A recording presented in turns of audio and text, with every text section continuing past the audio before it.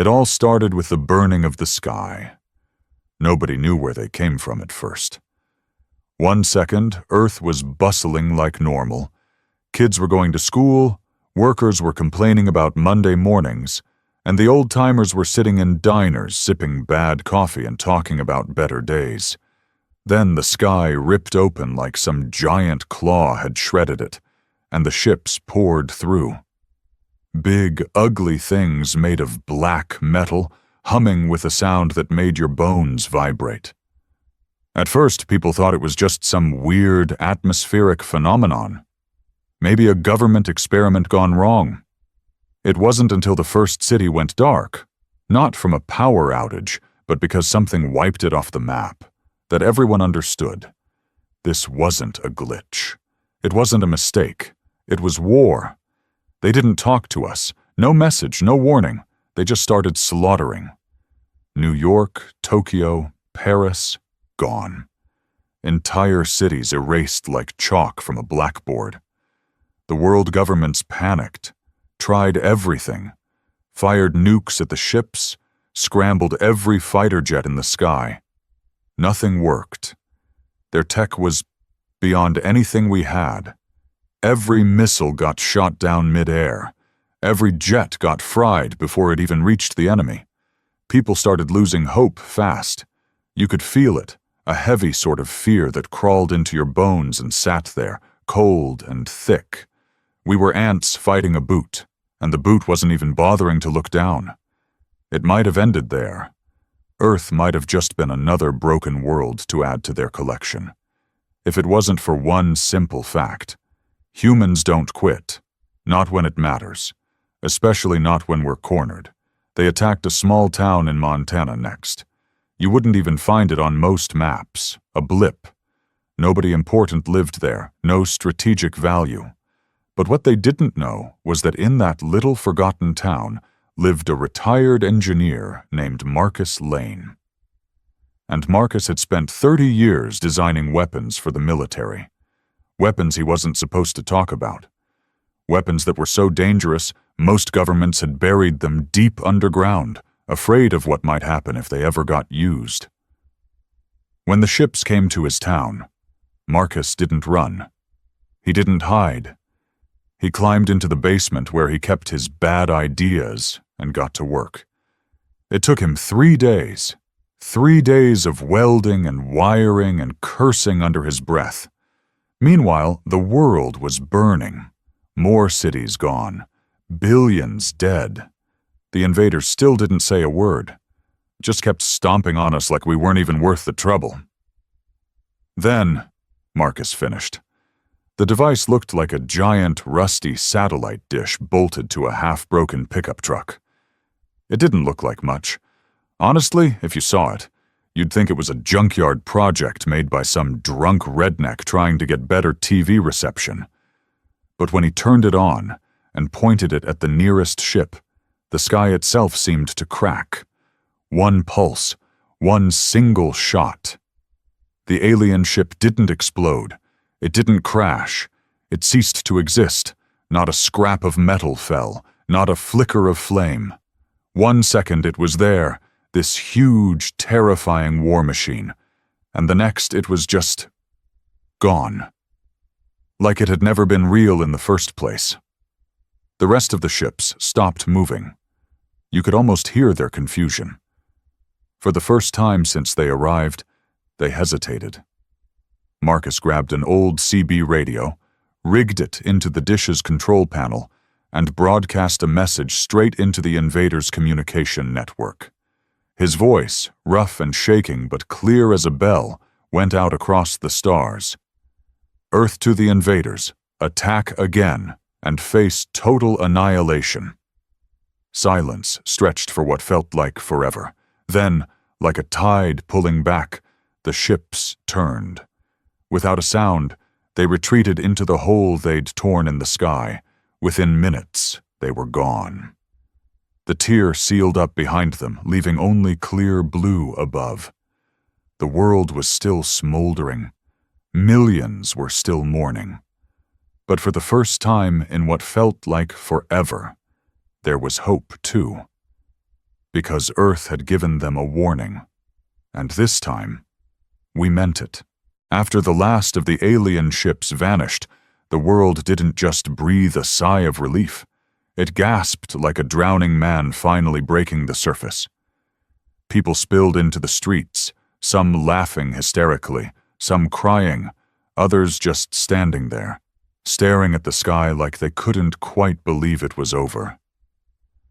News anchors stumbled over their words, desperately trying to explain what had happened, but no one had a clue.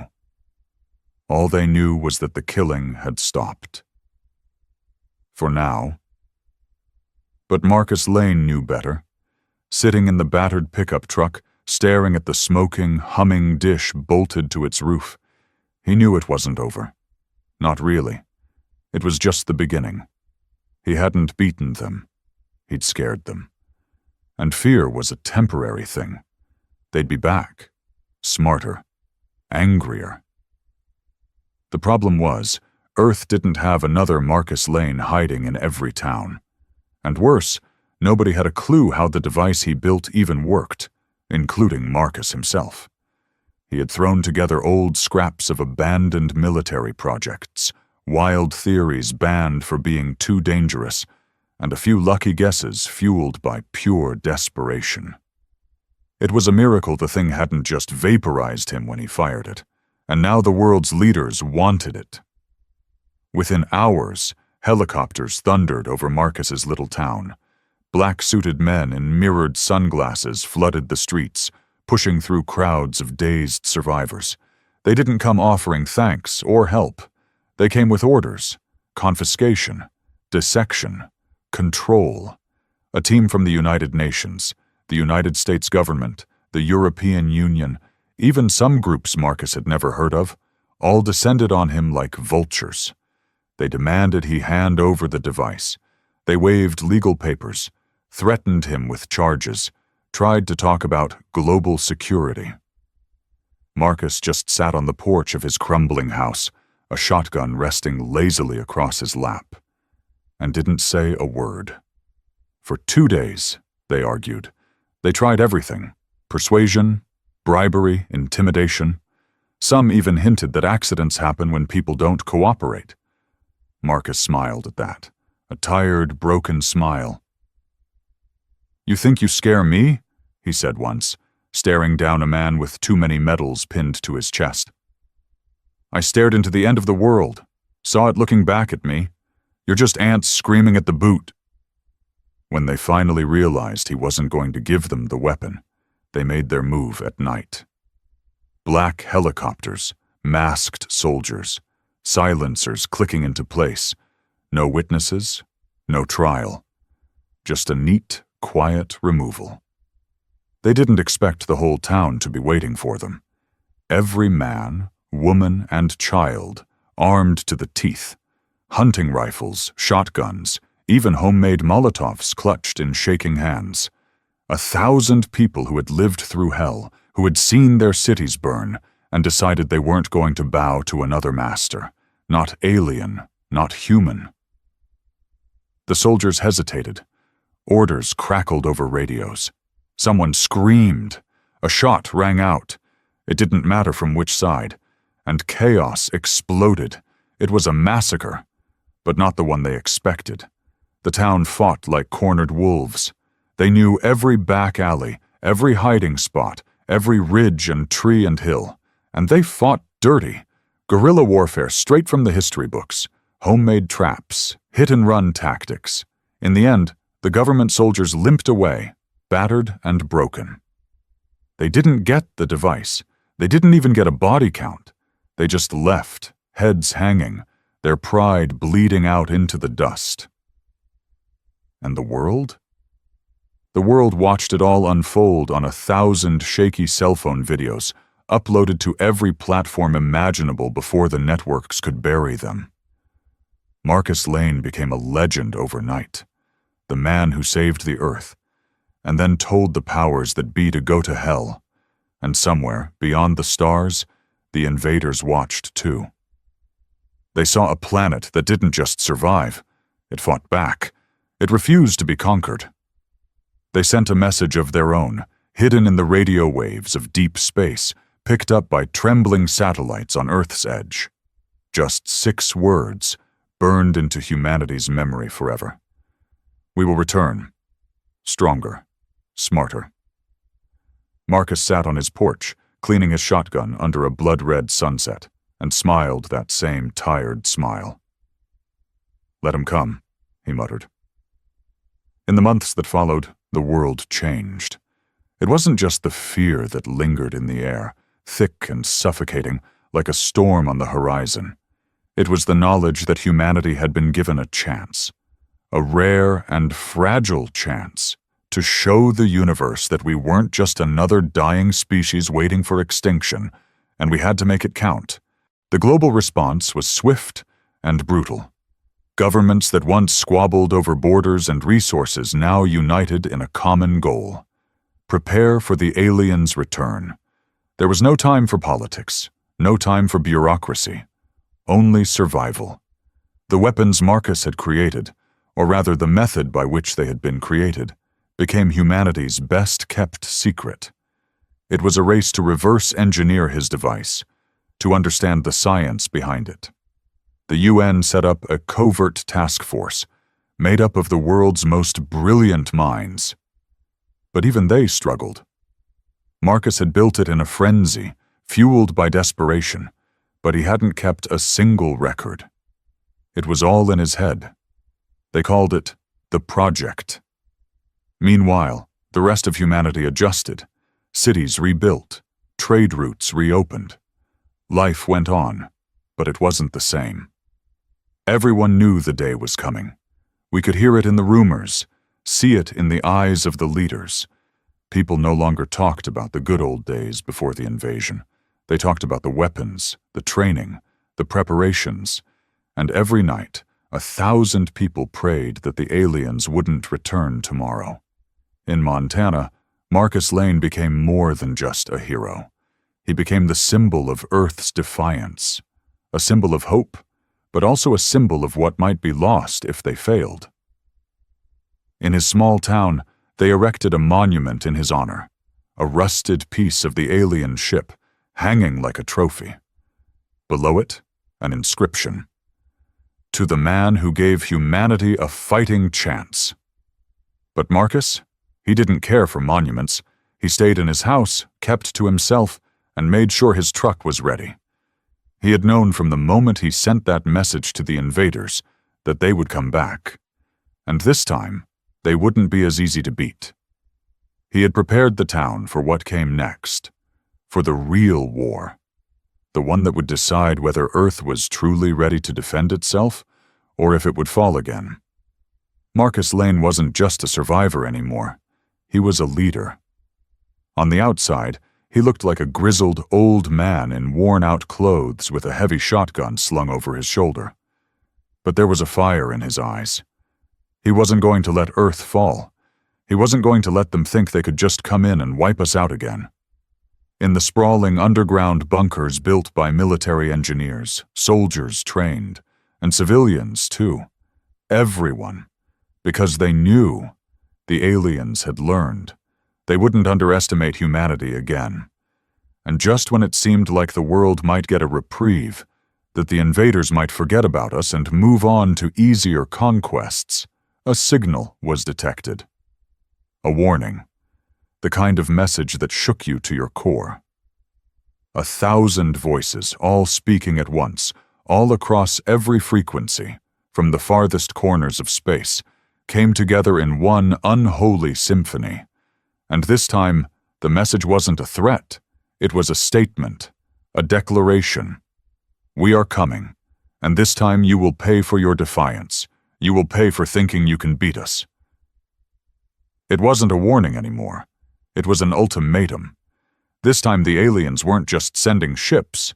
They were sending everything. On Earth, the countdown began. The invaders' ships appeared again, appearing like shadows in the sky, no longer singular threats, but an entire fleet, massive and seemingly endless. And they weren't alone. There were new ships, larger, faster, and more deadly. And on those ships, there were thousands of soldiers.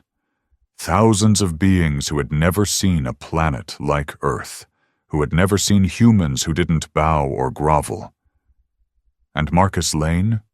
He didn't flinch. He stood on the porch of his house, watching the sky grow dark with the ships. The people of the town stood with him, watching, waiting, because they had seen this before, and they weren't about to let it happen again. This time, humanity wasn't going to hide. It wasn't going to wait for rescue. It wasn't going to beg for mercy. This time, the invaders would meet Earth's wrath, and they would learn the true meaning of the word defiance. Marcus took a deep breath, lifted his shotgun, and said one last thing before the battle began. "You wanted a fight? Well, now you've got one." The invasion didn't begin with explosions. It didn't begin with a massive army storming across the surface of the Earth.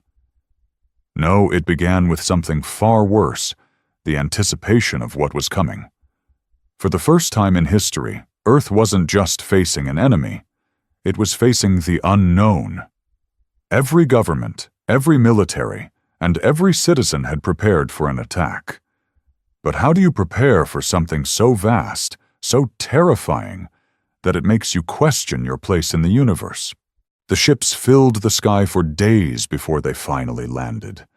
And when they did, the world was forced to confront the full scale of the threat. They didn't just land in one place. They landed everywhere: cities, deserts, the open ocean, the mountains, hundreds, maybe thousands of craft, each one large enough to blot out the sun. They spread across the globe, their sheer size dwarfing anything humanity had ever seen. Each ship was surrounded by a dark, pulsating energy field that made the air hum and crackle. And then, silence. For the first time since the invasion began, there was no violence, no shots fired, nothing. The invaders simply watched. And as they did, humanity waited in agonizing silence. The world's armies stood poised, ready to strike, but none of them had the firepower to touch those ships. The last time, Earth had fought on luck, on the ingenuity of a single man. This time, humanity had nothing to fight with, except each other.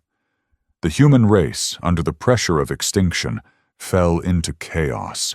Old divisions resurfaced, governments dissolved into bickering, militaries went rogue, and once united nations crumbled under the pressure. Everyone had their own plans for dealing with the invaders. Some called for surrender, thinking that perhaps Earth's resources would be spared if they offered themselves up. Others argued that humanity had no choice but to go down fighting. The debates raged across the globe, from the highest political summits to the quietest backyards. Marcus Lane, however, had no time for debates. The old man who had once saved his town from an alien assault now had a more difficult task ahead. He had to rally the last remaining remnants of humanity to unite the fractured pieces of Earth's resistance. He had already seen the first signs of disarray. But as he looked up at the sky, at the ships that loomed like giants on the edge of the world, he knew that humanity couldn't afford to fail. Not now. Not when they were this close to losing everything. Marcus set out on a mission of his own. The project had made some progress. Scientists had finally managed to reverse engineer the basics of his weapon, but the process was slow. So, Marcus made the call. It was time to find more. Find anything that could be used to build something bigger, something stronger. He traveled to the last military bunkers still operating, meeting with generals, old warlords, and scientists from every corner of the Earth. What he was proposing sounded impossible. He wasn't just looking for weapons. He was looking for a way to turn the tide of war. And for that, he needed collaboration, something humanity had forgotten how to do after decades of division. It took weeks, But Marcus began to see the first signs of unity, not because the world governments finally agreed, but because the people did. Soldiers, civilians, engineers, farmers, scientists, and even a few former enemies started working together. They had no choice. The aliens were coming, but Marcus wasn't the only one working. Deep within the alien ships, something else was happening, something far darker. Inside the largest of the alien craft, the commander of the fleet, a being taller than any human could imagine, with dark skin that shimmered like polished obsidian, stood silently before a massive viewing screen. It showed images of Earth's cities, of the human resistance forces, of the broken planet that had once been home to billions. The commander's fingers twitched, and the screen flickered. A distorted voice buzzed in the room, the sound of their own alien language. "Earth resists," the voice hissed. "The humans believe they can defeat us, but they do not understand. We are not here for conquest. We are here for eradication." The commander didn't respond immediately. It had been a long time since the aliens had encountered a species that didn't just roll over and die. This world, these humans, had thrown their very existence into the face of the galaxy's most powerful empire. And while the commander had ordered the retreat once, out of respect for their tenacity, it was clear that humanity's defiance would not go unanswered. It was time to make them understand. Time to break their will. In the human bunkers, Marcus was still working with every ounce of energy he had. His bones ached, his mind was clouded with exhaustion, but he pushed through. There was no other choice.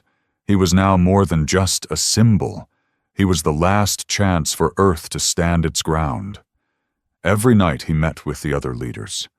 They talked about tactics, about the weaponry they had, about the weaknesses they had discovered. And every morning Marcus gave the orders. The resistance would strike first. They wouldn't wait for the aliens to make their move. They would show the universe that humanity wasn't just fighting for survival.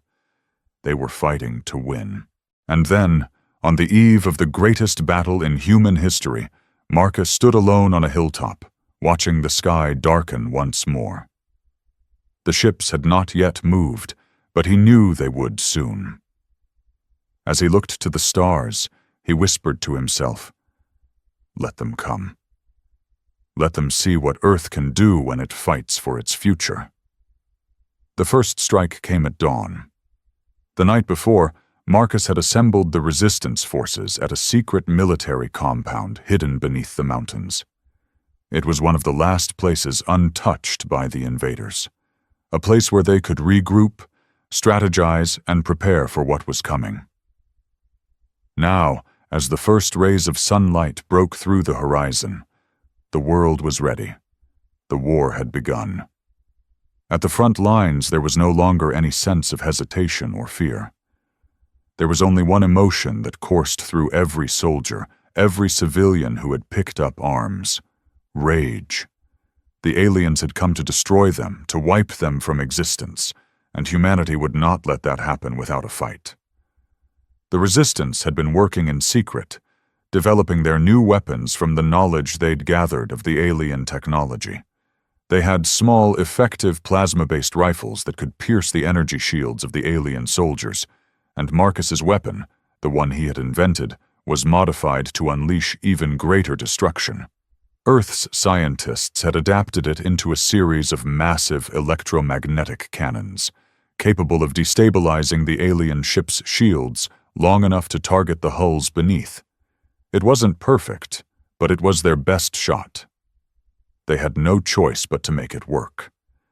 As the resistance moved forward, Marcus stood at the center of the operation. His heart pounded with the same fear that gripped every soldier around him, but he didn't show it. His focus was razor sharp. The aliens weren't going to let humanity survive this time. They were going to come down hard. And if they couldn't fight the invaders' ships directly, then they would fight on the ground, where the aliens had no advantage. The first shots rang out as the alien forces descended, their ships making no noise as they hovered in the atmosphere. But the silence didn't last long. The aliens responded with devastating energy blasts that tore into the earth, gouging massive craters in the landscape. Buildings, homes, and military bases were obliterated in an instant. People screamed in terror as the earth itself trembled under the weight of the alien assault. But humanity didn't cower. Not this time. The resistance fired back with everything they had. The plasma rifles hissed and crackled as they shot through the air, piercing the alien armor. Some soldiers managed to hit their targets, knocking the alien troops off balance. It wasn't enough to stop them, but it was enough to slow them down, buying time for the heavier artillery to come into play. Far above the battlefield, the alien ships began to deploy their forces. Soldiers in armored suits dropped from the sky like rain, their bodies towering over the humans. The aliens were faster, stronger, and more advanced in technology than anything humanity had faced. But there was one thing they hadn't counted on: the will of the human race. On the ground, Marcus could hear the chaos all around him. His heart raced with every explosion, every roar of alien fire, but he kept moving forward, giving orders, keeping his people organized. He had to keep them alive. He had to make sure Earth had a chance. At the same time, something even more terrifying was unfolding. The alien fleet had begun to attack. Not with guns or bombs, but with something far worse. They were releasing bioengineered creatures, nightmarish beasts that swarmed in the air, their bodies like serpents, sharp teeth and claws ready to tear into anything they encountered. The creatures fell to earth in flocks, screeching as they made contact. They were fast, deadly, and relentless, and they had no mercy. But humanity fought back. It wasn't just soldiers now, it was everyone. Farmers, doctors, teachers, children, all picked up whatever weapons they could find. The resistance became something more than a military operation. It became a movement. People no longer just fought for survival. They fought for their families, their homes, their planet. In the midst of the chaos, Marcus caught sight of an alien soldier standing tall, surveying the battlefield from a distance. The creature was unlike anything he had seen before, taller and more menacing than the others. Its armor was black, shining with an eerie glow, and its eyes, if they could be called that, were a deep, unsettling shade of red. This was the commander of the invasion, the one who had ordered the attack in the first place. And Marcus knew, without a doubt, that if he didn't stop this creature, the resistance wouldn't stand a chance. He pushed through the battlefield, moving towards the alien commander. Bullets and plasma blasts whizzed past him as he ducked and weaved, moving faster than he ever had before. His heart was in his throat, but his mind was focused. This was the moment that would decide everything. When Marcus finally reached the commander, they locked eyes for a brief, tense second. The alien raised its weapon, but Marcus was faster. He pulled his plasma rifle from its holster and fired, striking the commander's armor with a blast of blue energy. The impact threw the creature back, but it didn't fall. Instead, it roared in anger and retaliated with a blast of its own, sending Marcus flying backward, crashing into the dirt. For a moment, everything went silent. Marcus could taste blood in his mouth, and his body felt like it was made of stone. But he didn't have time to rest. He pushed himself to his feet, eyes burning with determination. If this was going to be the end, then he would make sure the invaders understood one thing. Earth was not to be underestimated. The alien commander lunged, its claws outstretched, but Marcus was ready. He fired again, hitting the creature's chest, and this time, the blast tore through the alien's armor, sending sparks flying. The creature staggered, faltering for a moment, and Marcus seized the opportunity. He dove for the commander's weapon, ripping it from the alien's hands. With all his strength, he swung the weapon around, striking the creature in the head. The blow was enough to finish the fight. As the alien commander crumpled to the ground, the remaining invaders hesitated. They had lost their leader.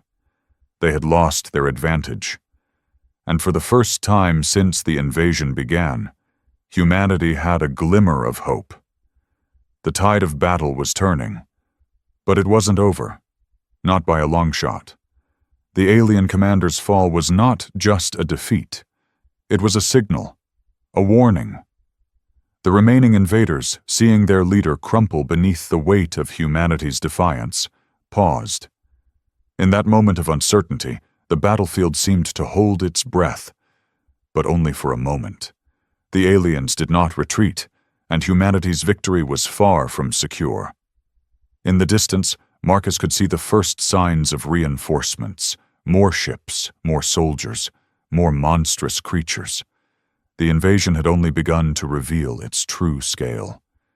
The alien army, though shaken by their leader's death, was far from defeated. They had lost one battle, but they would not lose the war. Marcus's pulse raced. His mind was a blur of strategy, of plans, of everything he had worked for. But there was no time to dwell on victory. He had barely a moment to catch his breath before the next wave came crashing down. With a roar, the remaining alien soldiers surged forward, their powerful frames cutting through the smoke and fire of the battlefield. The monstrous bio-creatures they had unleashed began to swarm again, this time in greater numbers. The resistance had no time to regroup. Soldiers fired their weapons, but the aliens advanced relentlessly, their shields absorbing the plasma blasts without hesitation. Marcus grabbed a nearby radio, his voice cutting through the chaos. "We need air support, now!" he barked, his words sharp with urgency. The radio crackled in response. "Air support is coming, but we're outnumbered. We need more time." Marcus clenched his jaw. Time was something they didn't have. Across the battlefield, the rest of the resistance was fighting valiantly, but it was clear they were outmatched. The alien technology, their speed, their strength, they were too much for humanity to handle alone. But that didn't stop the soldiers from fighting. Every soldier, every civilian, had one thing in common. They refused to give in. They refused to let their planet fall. And that determination wasn't just in the soldiers. Back at the command center, human leaders and scientists were scrambling to finish what Marcus had started. The electromagnetic cannons, the weapons, they weren't ready yet. The resistance was still relying on their smaller weapons, hoping for a miracle. But Marcus knew something had to change. He glanced at the sky again. The ships above were preparing their next strike. If they didn't hit back now, Earth would be lost.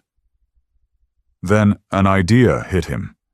Risky, dangerous, but it might just work. "Prepare the electromagnetic cannons. Aim for their ships," he shouted to the nearby soldiers, his voice shaking with the weight of the decision. "We're going for their command vessel. It's the heart of their fleet. Take it down, and the rest will fall." The soldiers looked at each other, some with confusion, others with disbelief. But they trusted Marcus. And when they saw the look in his eyes, they knew it was time. They couldn't afford to hesitate. A loud hum filled the air as the electromagnetic cannons powered up. Their energy surged, crackling with untamed power.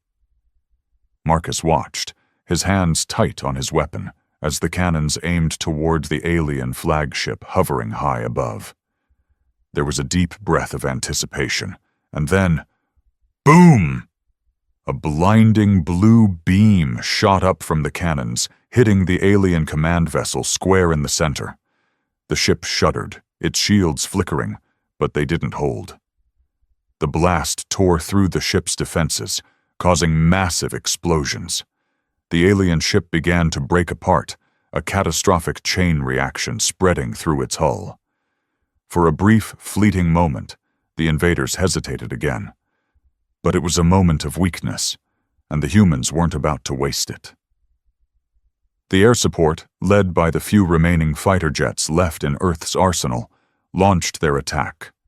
Guided missiles and bombs streaked through the sky, targeting the remaining alien ships and troops. The battle raged on. But just as humanity had begun to feel the stirrings of victory, the aliens revealed their trump card. From the shattered remains of the command vessel, a new figure emerged, a massive, towering being, far larger than any of the others. Its armor was a dark, shimmering red, and its eyes burned with an unholy fury. The creature was unlike anything the Resistance had ever faced. It was a warrior. The ground trembled as the being descended from the wreckage, its steps causing the earth to crack and splinter. It raised a weapon unlike any human had seen, its blade glowing with an eerie light.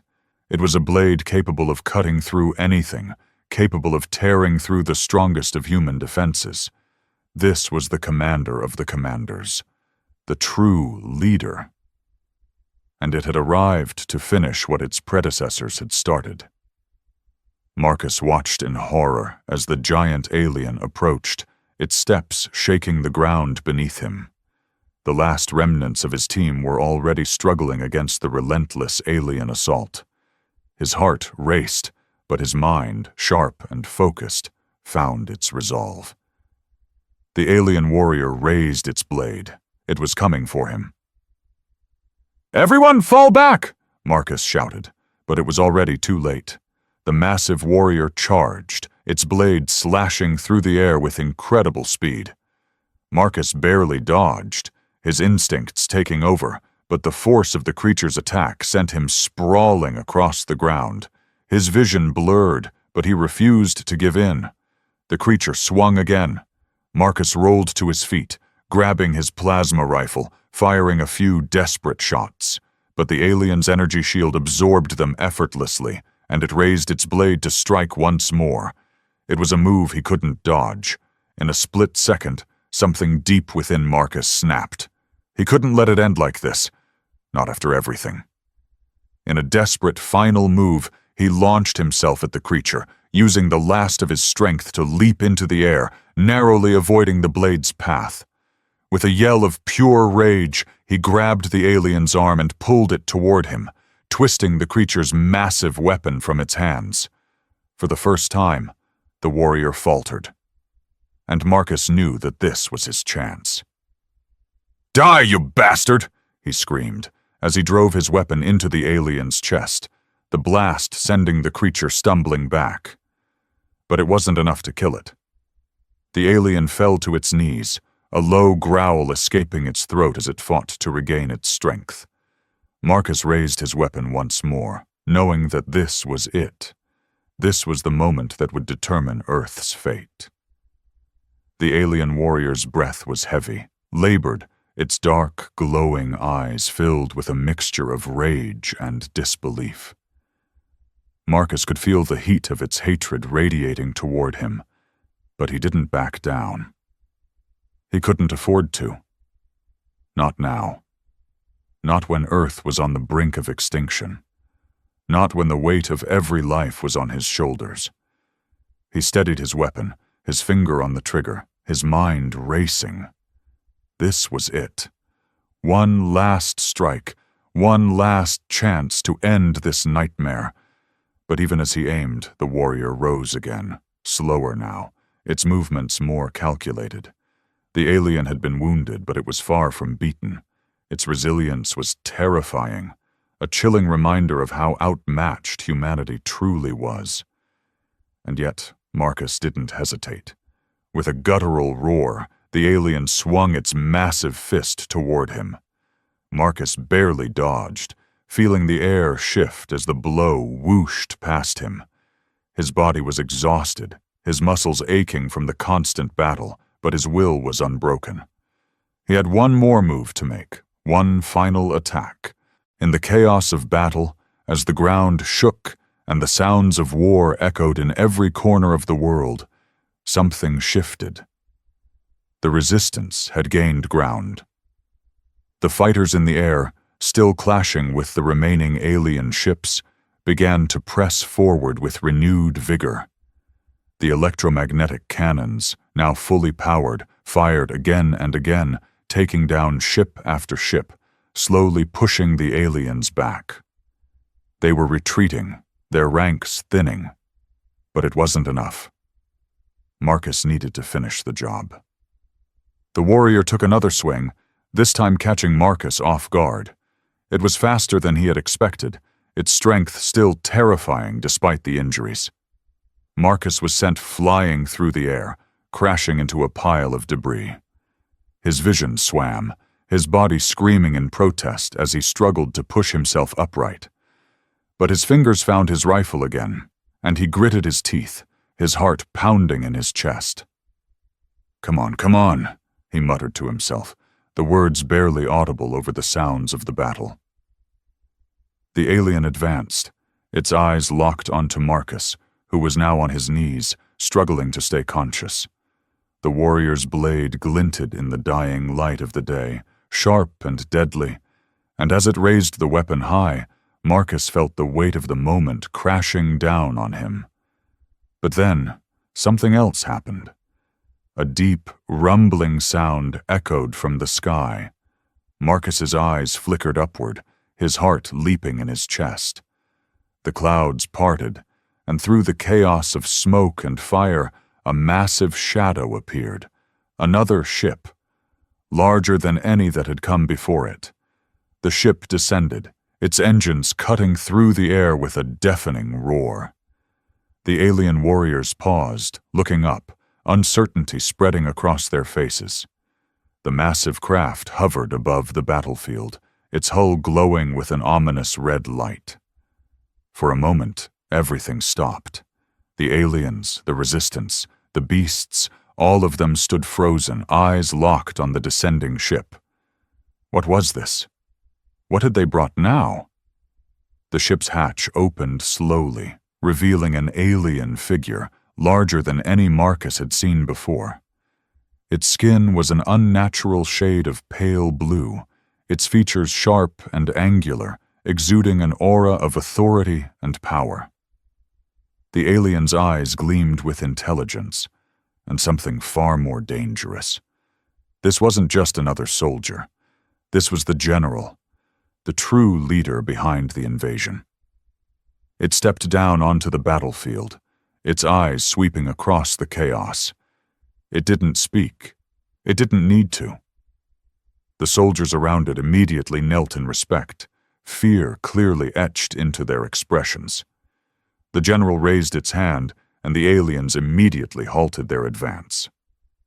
A calm settled over the battlefield, but only for a moment. Marcus felt a surge of anger unlike anything he had ever felt before. This was the mastermind.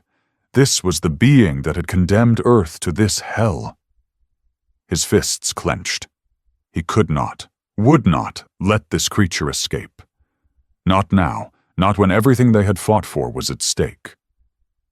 The general's gaze landed on Marcus, and for the first time, Marcus saw it. The recognition. The alien knew him, knew what he had done, and it understood what he was capable of. Its lips curled into a sinister smile. "You are the one who killed my lieutenant." The general's voice was calm, almost amused. "Impressive. But do you really believe you can stop this?" Marcus stood tall, his body trembling from exhaustion and pain. He didn't care. He wasn't afraid. "You've underestimated humanity for the last time," he spat, his voice fierce. "We're not just going to roll over and die. You're going to regret ever stepping foot on this planet." The general's smile deepened, but it was clear. This alien was not a fool. It had come prepared for the final fight. Suddenly, with a movement that was so fast it almost seemed impossible, the general drew a long, jagged blade from its side. The energy around the blade crackled as it hummed with power, a weapon capable of cutting through anything. The alien's expression hardened, its eyes locked on Marcus, its movements almost predatory. The general stepped forward. With a primal roar, the creature lunged, its blade swinging down in a deadly arc.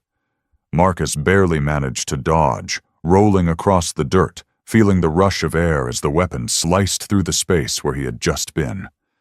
His heart raced. Every instinct screamed at him to fight, to survive. But this was different. This was the final showdown, one that would decide the fate of humanity. The battle wasn't over. Not by a long shot. Marcus staggered to his feet, gripping his rifle with both hands. The weapon was nothing compared to the general's blade, but it was all he had. As the general lunged again, Marcus fired. A single shot rang out, the plasma blast lighting up the battlefield. It struck true. The general's blade clattered to the ground as the creature staggered, an expression of shock on its face.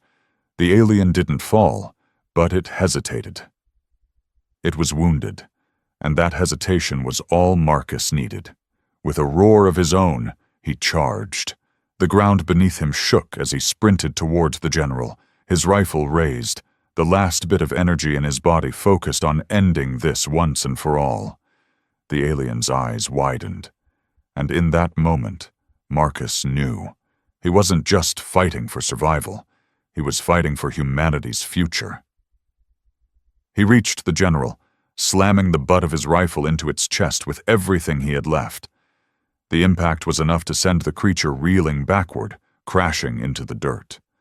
Marcus wasted no time. He aimed, fired, and watched as the alien commander's body crumpled to the ground, lifeless. For a moment there was silence, and then the sounds of victory began to echo across the battlefield. The battlefield was quiet. For the first time in what felt like an eternity, there was no sound of alien ships firing, no monstrous beasts roaring, no blasts of plasma or the cries of the wounded. The earth, scarred by the brutality of the invasion, seemed to exhale, as though it, too, was taking in the gravity of what had just occurred. Marcus stood over the fallen alien general, his body trembling with exhaustion, but his mind racing. He had done it. They had done it. Against all odds, Earth had fought back and won. But as the silence stretched, an uneasy feeling settled over him. Was this really over? Had humanity truly secured its place in the galaxy? Or was this just the beginning of another cycle of war and survival? His thoughts were interrupted by the sound of footsteps approaching. He turned to see the rest of the resistance force making their way toward him, battered and bloodied, but alive.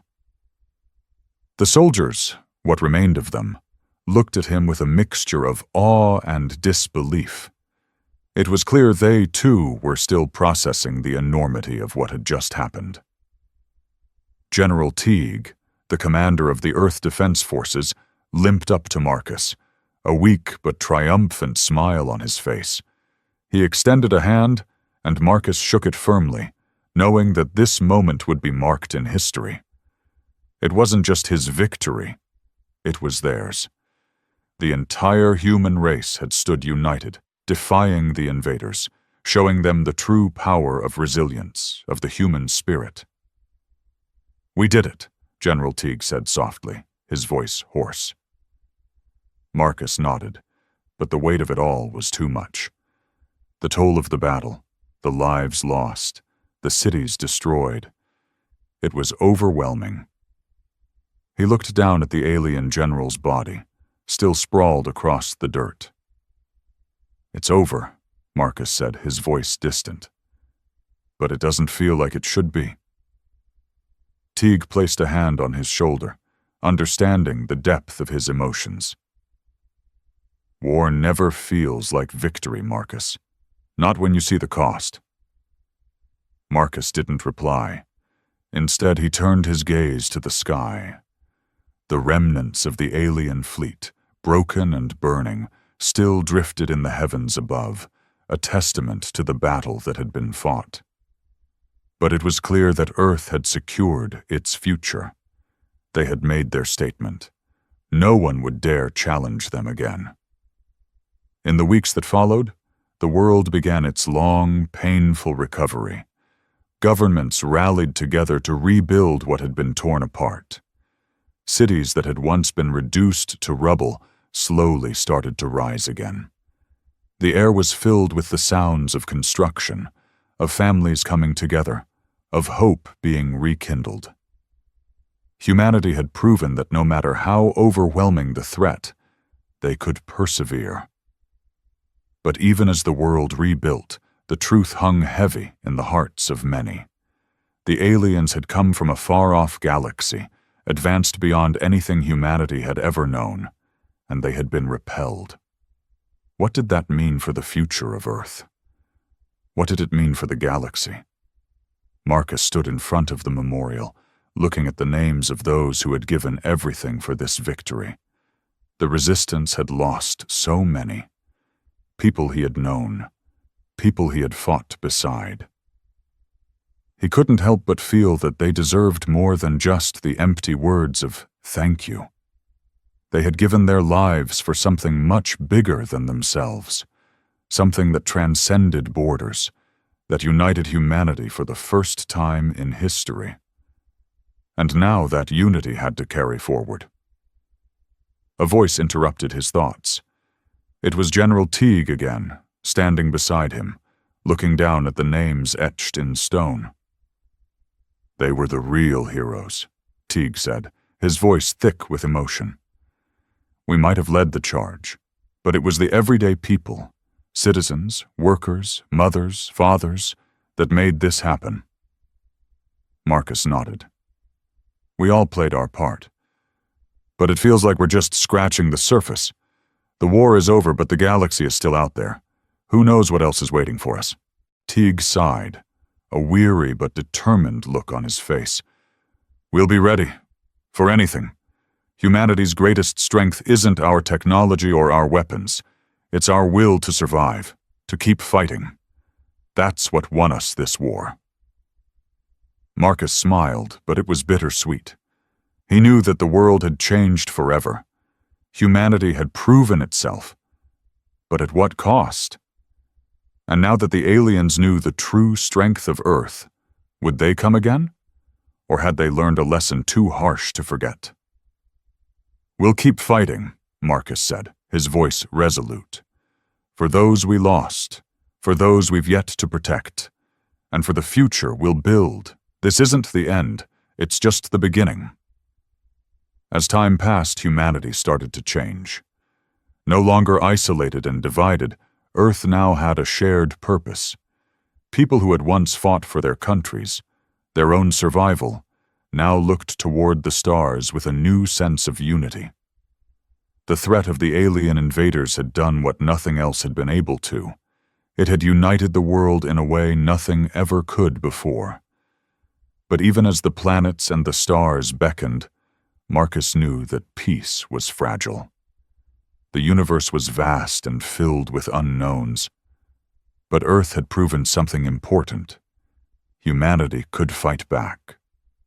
Humanity would fight back. And as Marcus stood at the edge of the rebuilt city, looking up at the sky, he knew that Earth's message had been heard. The stars above were silent now, but the echo of Earth's defiance would be felt across the galaxy for generations to come. Attack again and face total annihilation. Humanity had spoken. The universe would listen. And Earth was no longer just a blue dot in the vastness of space. It was a force to be reckoned with,